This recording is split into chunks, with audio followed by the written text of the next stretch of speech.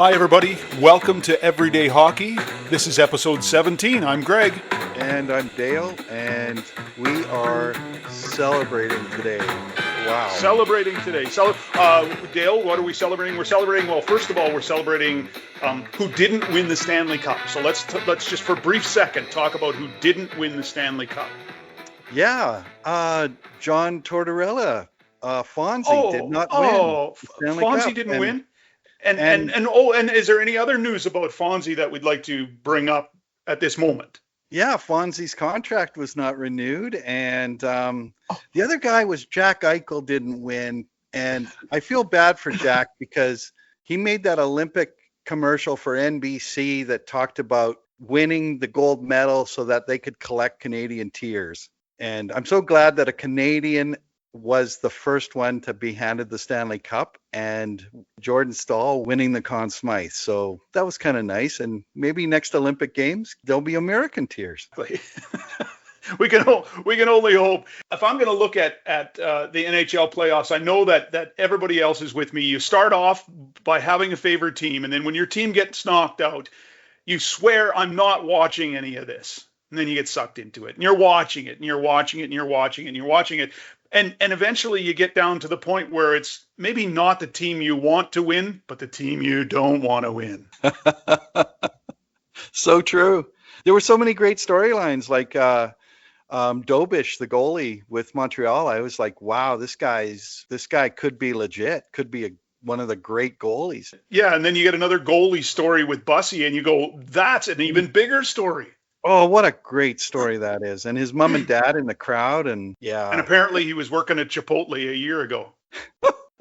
That sounds like the old Kurt Warner story. I think Kurt was working in a grocery store, and I think 2 years later, he's like Super Bowl MVP. Yeah. And Ricky Ray, the same thing with the Edmonton Eskimos, where he worked for Frito-Lay chips. Yeah. And then I think like a year or two later, he's winning the Grey Cup. So love it. Love it. Love it. And we are Everyday Hockey. And so that those type of people, those are our peeps. Those are the ones when I'm going grocery shopping and I'm looking down the aisle and I see a guy stocking shelves. Hey, yeah, that could be one of our guys right there. That could be the new kicker for the Riders. I'm setting up cans in the aisle and asking the guy can you kick it over top of that shelf there? Yeah, exactly. Okay, now last night there was an event, and it was a big event for a lot of people, in particular for our family. And so that's, I think, something that we'd like to talk about. Oh, for sure. I can't wait. I'm so excited. Once I found the news out, I was just like, I was over the moon, so happy, telling everybody I know. And that's what we did too. We sent messages out and had the phones blowing up for hours on end. And the big event was the Professional Women's Hockey League draft. This was a big year for the league in that they added 4 teams. Hamilton added Vegas, added Detroit, and added San Jose. It was a big year because there were so many positions available. The draft, after they cherry-picked people off of everybody else's team, would fill another 6 roster spots for each team in the league. And so we were really excited to see if our daughter Erica would get a chance to become a part of the Professional Women's Hockey League. And as it turned out, Erica, welcome to the podcast. You did it. I didn't know if you were going to introduce me there. Yeah, I'm here. I've been listening the whole time. Little bit of a long intro there. Yeah. Yeah, I'm here. And yes, thank you. I was selected last night in the draft. I was hoping, obviously, to be able to be picked. But yeah, over the moon. Really excited. It was the 5th round. Last pick of the 5th round, Montreal had that. They were the league champions this year, and they had that 60th pick. Mm-hmm. Erica, how excited are you to be going to the Montreal Victoire? Really, in my hockey career, I was just hoping for a chance to be in the league. I mean, that's just like in and of itself would be a dream. But then to be going to a team like Montreal with the roster that they have and having won last year, I mean, wow. like I'm kind of, I don't want to say speechless because I'm long-winded and I have many things to say, but in some aspects kind of. But yeah, really excited about it. You know, there's quite a few girls that I do know on the team. They did pick up Petra Nieminen as their first pick in the draft, and I played with her last year in Luleå in Sweden. She's an unreal person and player. Her hockey IQ is off the charts, and so to be able to link up with her again on the same team is insane. And then of course you have the big names like Poulin and Stacy and all of them that everyone knows in the hockey world. So that's insane. That's just another level. So there's another girl on the team as well that you played with in your first couple of years in Mudo, Lena Lundblom. Yeah, Lena and Nadia Mativi. I also played with her last year. And Caitlin Willoughby is also another Saskatchewan name that's been on the team for a couple of years here. So it'll be a nice little reunion for. And you played with Caitlin way back when you played in the FISU games in Kazakhstan. I've written stuff for Upper Deck in the past about PWHL hockey set and hockey cards. Do you have a hockey card? Like, are you, because I'm thinking you're probably going to get a card. Yeah, I'm wondering if they do have those little cards in the PWHL. I do have, they're like bigger, like maybe twice the size of that. I don't know if I have any here, but Luleå did make some cards. And so when we would go out into the community or do anything after the games, we did have cards with our name and where we're from and all that stuff and picture of us. And so, yeah, in some sense we have that kind of, but not the original cool, you know, the little size with the stats on the back. Yeah. You know what? I can't wait to look. I can't wait to see if when Upper Deck issues their PWHL, I don't know if they're called Young Guns cards like they do with the NHL, but when I find out that they're issuing the new set of cards, it's like, I'll be looking for you. Nice. That's cool. So Erica, take us back to the moment where you thought, hey, maybe the PWHL would be something that I can aspire to. You know, I was actually thinking about this last night because I remember when I left hockey and I went into track cycling. For those 2 years there, I was out of the game and the PWHL just became a thing. And I think that was my first year or second year out of hockey. And I was training with some of the Team Canada cyclists in Milton, Ontario, and we were warming up for a training session like normal, and we were talking about the league. And they asked me, you know, the caliber of hockey and based on where I played before and the level I played, if I thought I would be drafted. And at the time, I was like, no.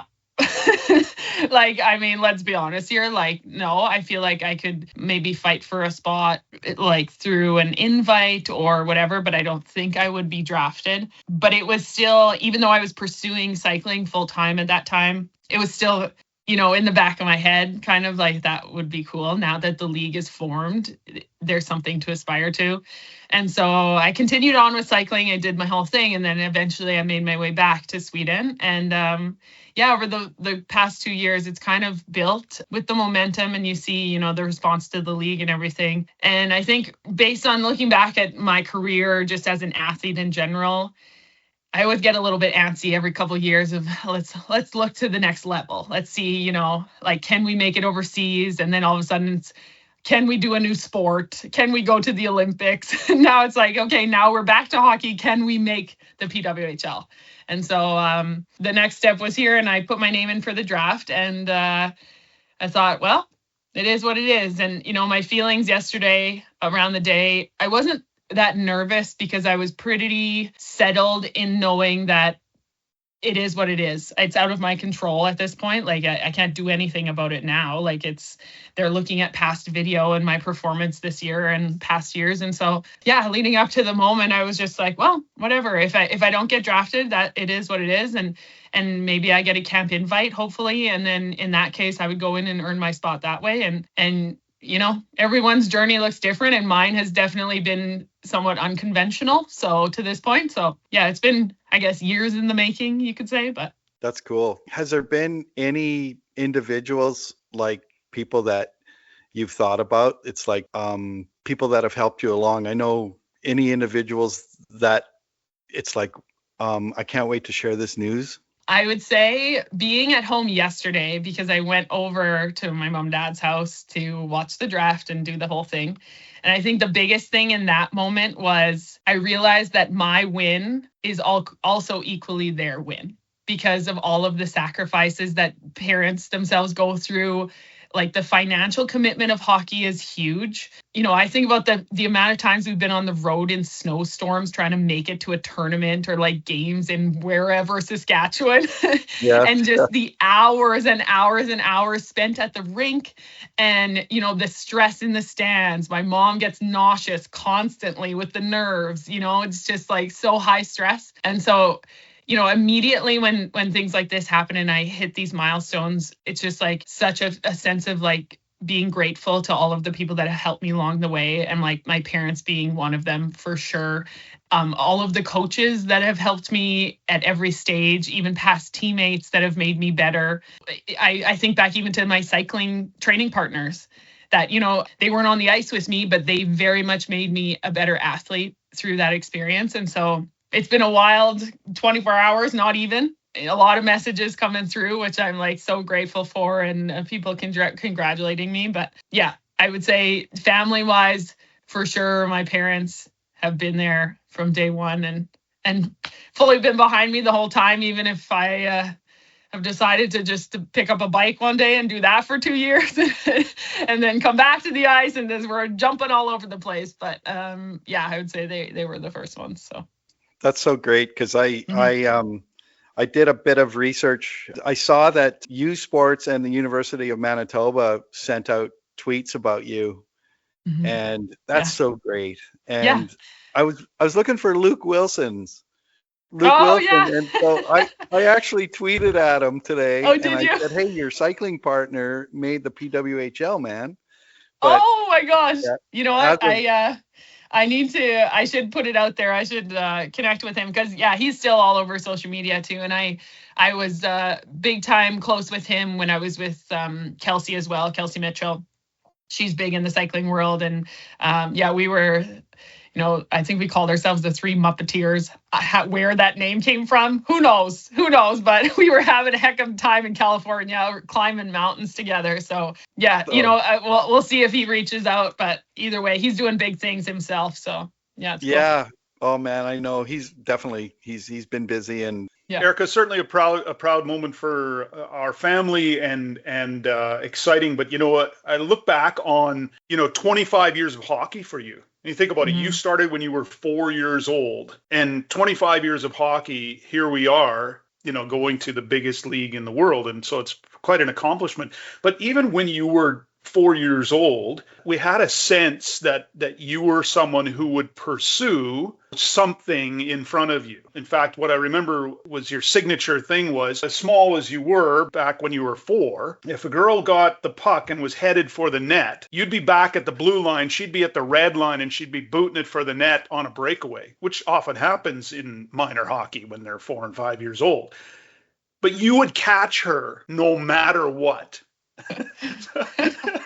As she got to the crease and went to take a shot, you would lift her stick and it would be like, and it was almost like, we saw this little movie go over and over again. It would happen every second game. You'd be doing that. And that was one of those things. And I know as an athlete, in order to push yourself to get beyond everybody else, to become elite, you got to have a personality. You got to have the wherewithal to push yourself. Now, you said something to me the other day that you had learned in cycling, and it was about the pain. Yes. Yeah. Okay. So first, I will say about the chasing the girls on the breakaway. It's still so funny because that is like part of the game that I love so much. Like as a defenseman, like not a good feeling when someone gets behind you and is racing on a breakaway and now you got to like turn and chase them. But I always like secretly loved that. I'm like, you get a jump on me, perfect. Now we're in a race and I'm gonna get you. So I think from early on, I just learned that, and it maybe has helped me in a way with my quick feet because I had to turn and go and love to race. So anyways, that's really funny because it's such a part of the game now too, and you got to get back sometimes. And I'm just like, it's okay. I've been here before plenty of times. Okay, so yes, in cycling, that was something I learned because track cycling as a sprinter, it's all about giving your 100%. Any type of sprint training, you need to give 100%. And my coach always said, you have to give 100% because if you're not, you're just getting fitter. You're not getting faster. You always have to like reach that limit and like push beyond whatever. So, yeah, I think the biggest thing in cycling was I learned how to get into the pain cave. We call it the pain cave, and stay there and then like push beyond and like function in that uncomfortable feeling. And, you know, the more people I talk to and the more athletes I talk to, you know, coaches say like that's a learned skill. There's a lot of people that will shy away from that, you know, upper threshold, that upper limit, and like back off because it feels so uncomfortable and you're like, I can't go anymore. And so a good example is my brother was in town last week. We went to do training, and my trainer had us do a wall sit till failure. And, you know, that's my element. I love that. And so, you know, I had a 25-pound weight on my back. He was body weight. We had our heels off the ground. We're sitting against the wall. And I said, okay, here we go. We'll put on a song, and like almost 4.5 minutes, like no problem. And, you know, like anybody that gets into a wall sit is not comfortable. You start to get the shakes, like the burn in your quads, like it's not comfortable.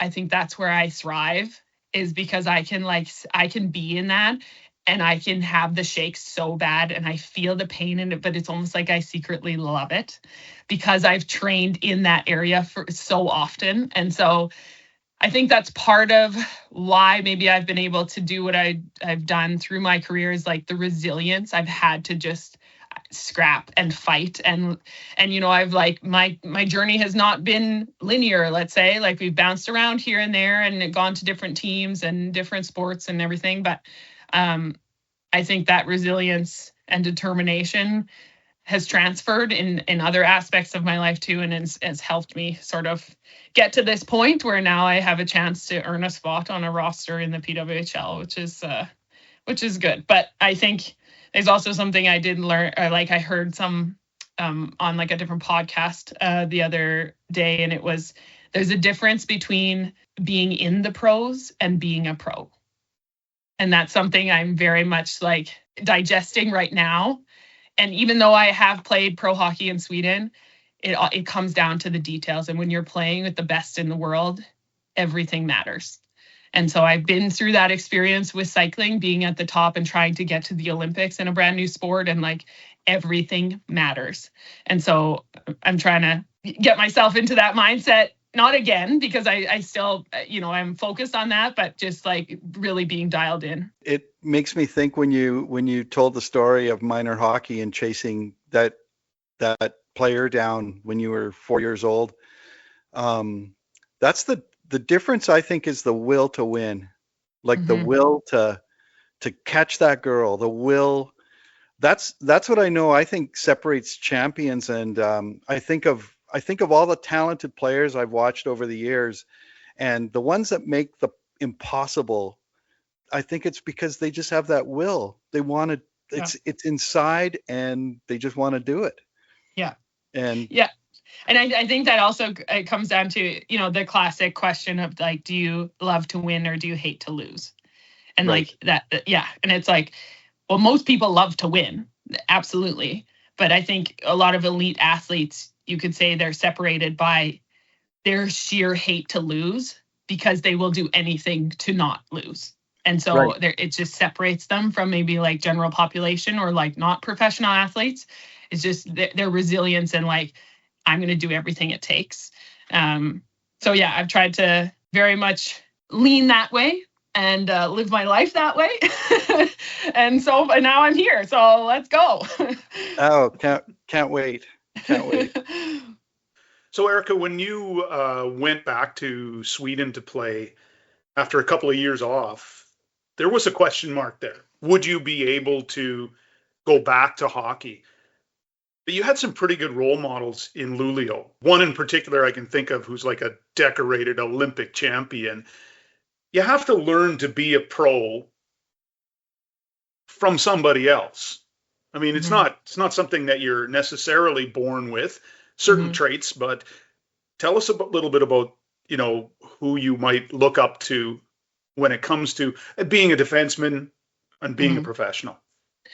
So when I came back from cycling, I signed with Luleå, which was a new team. And at the time, they had won the championship many, many years in a row. And so they were the top team to be on. And I felt very fortunate to get a spot and for them to give me a chance there because I had not played for 2 years. And I came into the organization knowing very well who was on that roster because I had played against them for 3 years prior to cycling.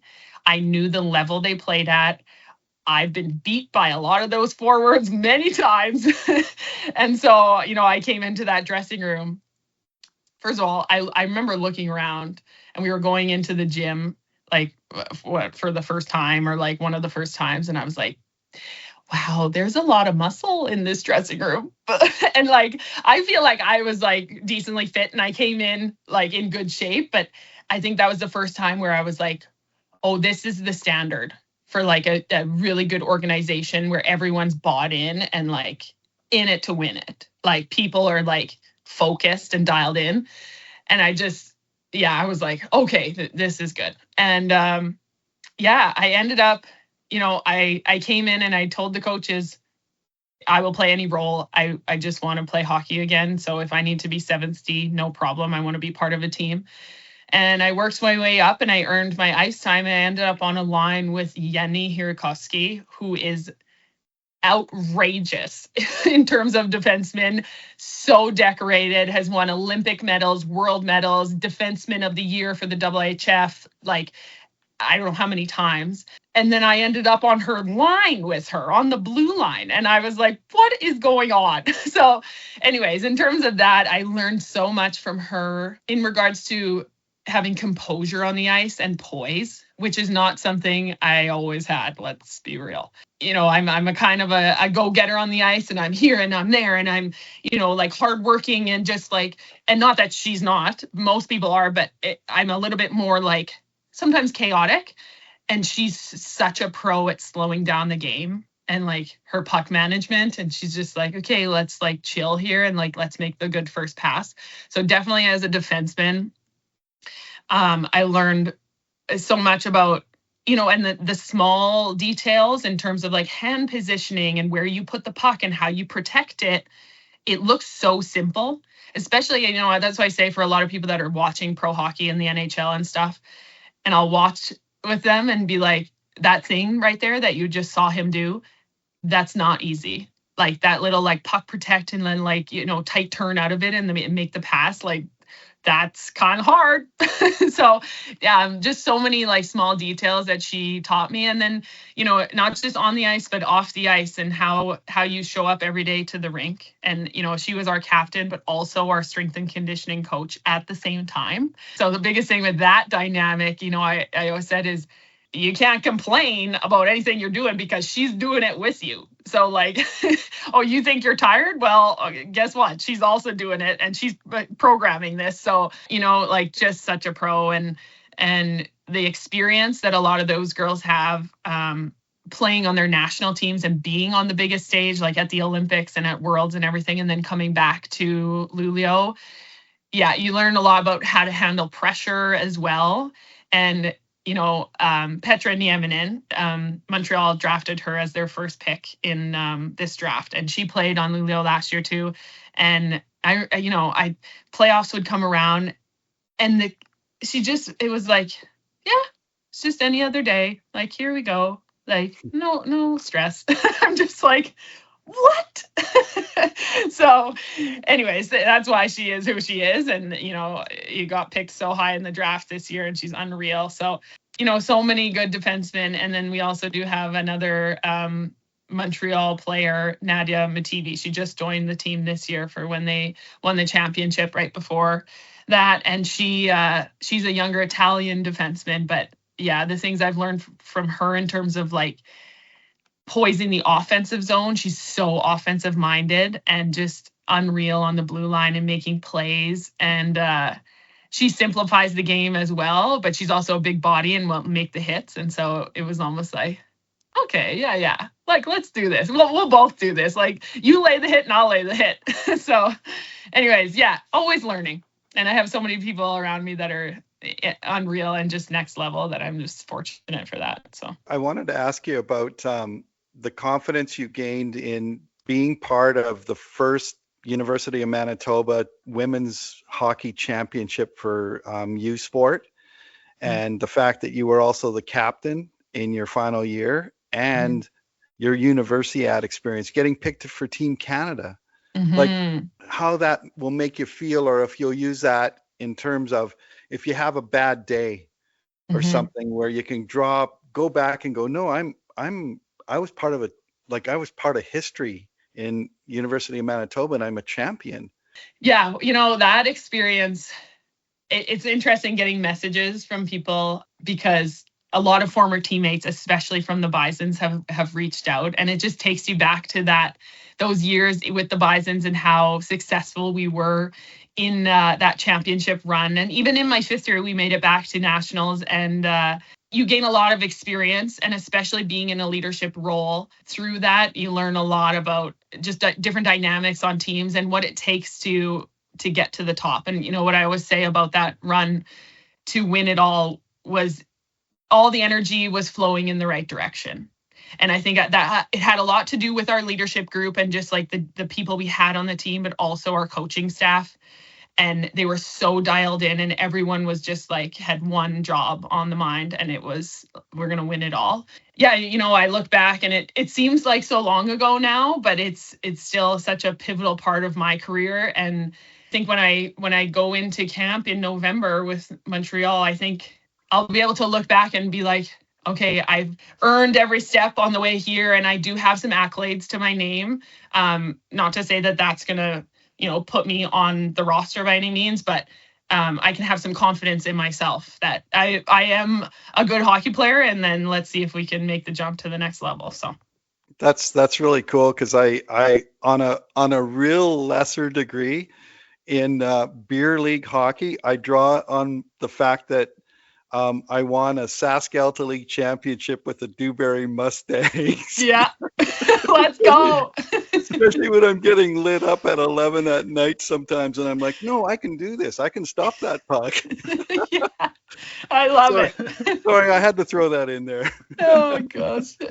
Well, yeah, you can always stop the next one, right? The next one. Yeah, exactly. Feeling of winning is just like the greatest, and it's funny. It's funny how you can take that with you into the future. You learn the most through the losses. I think most people know that, but those wins feel real good too. And like, it does give you that boost of confidence. And so, I've been very fortunate to have some really big wins in my career. And even that opportunity to go with Team Canada to Kazakhstan. Yeah, that moment of like putting on that Team Canada jersey with my name on the back was like, what is this? Wow. Oh my gosh. Yeah, it's just like something you dream of your whole career. And so, that happened, and I was so fortunate for that experience too. So, yeah. Erica, you've had opportunity to be a leader on a number of different teams, from minor hockey all the way up, team captain, in Manitoba in your final year. And really having a voice in your professional teams as well. In Luleå, you weren't carrying a letter on your jersey, but by the time you finished in Luleå, you were definitely a part of the leadership team. How will it be for you to go into Montreal and be a raw rookie? You know what? I will say, I look back, all my rookie years, especially in college too, I loved them. I love being a rookie, honestly. Like, who cares? I need to pick up pucks at the end of practice. No problem. I'm all good. I'm here to learn. Like, I love being around people that are more elite than I am. It makes me better. So, obviously I've been fortunate to be in leadership roles throughout my career. And yeah, in Luleå too, like I came into a dressing room full of insane experience and big time leaders. And yeah, you don't need a letter on your jersey to play your role. And so yeah, going into Montreal, I think I'm going to be starstruck for one.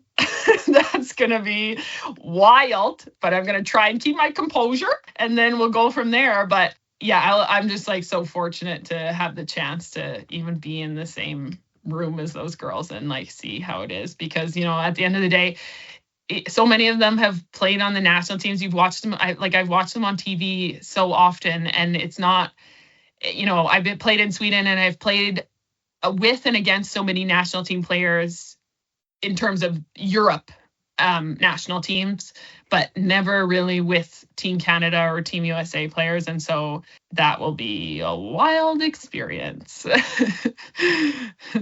I know that it takes a little bit of time, but your voice usually comes out.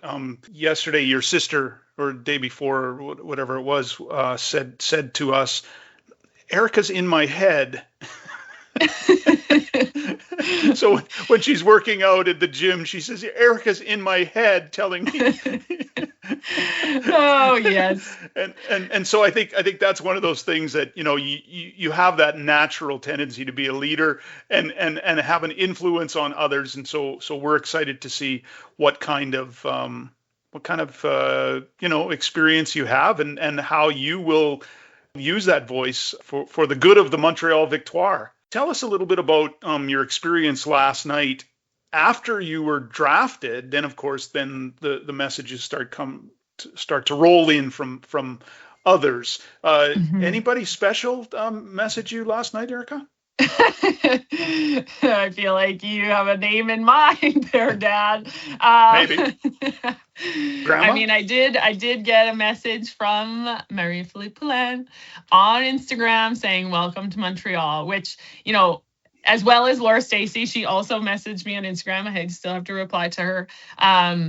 But yeah, like two huge names on top of all of my task teammates, friends, family, some like RBC training ground. I went through that whole program. Like the manager of that emailed me. Yeah, just so many people that you don't realize sometimes. I mean, you've crossed paths with them at any point in your career or your life. But yeah, you don't realize, I guess, how many people are rooting for you and like cheering you on. And then when a big win like this happens and everyone messages you, it's a little bit overwhelming, but it's like, I'm so fortunate to have the support I have. And so, yeah, it's been crazy, but I need to get back to a lot of people still, but I'm very appreciative for all the messages. That's so good. I was wondering if we could, as you go on this journey, if in the future you wouldn't mind appearing again once things get rolling, we would love to have you on here. Absolutely. This is my favorite podcast to be on. Thanks. And I think that might have answered my final question, but Erica, just the family has been a big part of your development, and Andrew made it through into the Western Hockey League, and you know what, your sister Emily has played hockey for a long time. She has excelled in other areas. She is a French immersion teacher. She's heading over to England next year to teach over there, which is an exciting adventure for her. You're going on to play for the Victoire, and so the final question that I would have, that is connected to the family, and it's this: is who's your favorite parent? Oh God, don't do that to me. Don't do that to me. But here's what I will say. Both of you, but I'm going to say Mom and then Dad, because Mom will be happy that I say her first. Well played. Well played. Oh, that's so good. That's so good. Gosh. Wow. So that's episode 17. And if you're into numerology, Erica, what's your hockey number? Number 17. Yeah, there it Wow. is. There it is. I mean, how perfect is this? So that's episode 17 of Everyday Hockey. We have a website and a email address. Dale, what's our website? Everydayhockey.ca. Everydayhockey.ca. If you want to check it out, Dale posts some of his articles there. So, Dale, you're actually going to write an article about somebody in particular? Yes, I actually today contacted the editors at the Hockey Writers, and they gave me the go-ahead to do an article about you getting drafted. Whoa! And yeah, it was cool because I had to clear it with the main editors, and then I had to clear it in with the PWHL writers, who are they're just great people, the writers. There, because I've written PWHL articles before for Upper Deck, and so they gave me the go ahead too. And yeah, I might even link our podcast to Wow. the article. So I'm really excited about that. And but I did want to say that our podcast is sponsored by ASAP Windows and Doors. It's raining cats and dogs in Alberta right now, and if your doors or if your windows are leaking, give Angus a call at angus@asapwindows.ca. You'll get a special deal if you talk about Everyday Hockey Podcast. Honestly, it's like a monsoon here. It's still raining. Really? The beauty of that, though, Dale, is there is no smoke in the air. Oh, what a relief. What a relief. Erica, thank you for your excellent answers. Yes. Excellent, Thanks, Dad. Erica. So happy. Yeah. Feel such pride too for you.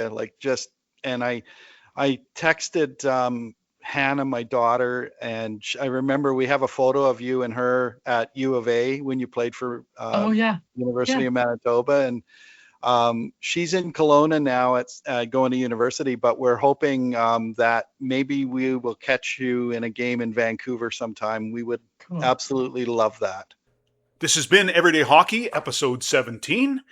If you'd like to reach out to us, you can email us at everydayhockeypodcast@gmail.com. Or, of course, you could leave a comment in the comment section.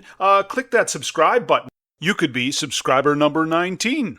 Dale and I are always looking for great ideas, and if you would like to be on the podcast, well, heck, this is Everyday Hockey. You don't have to be a professional. And Dale and I are also thinking about applying for the rights to Hockey Night in Canada, CBC, if you're not using it anyway. You can reach out to us.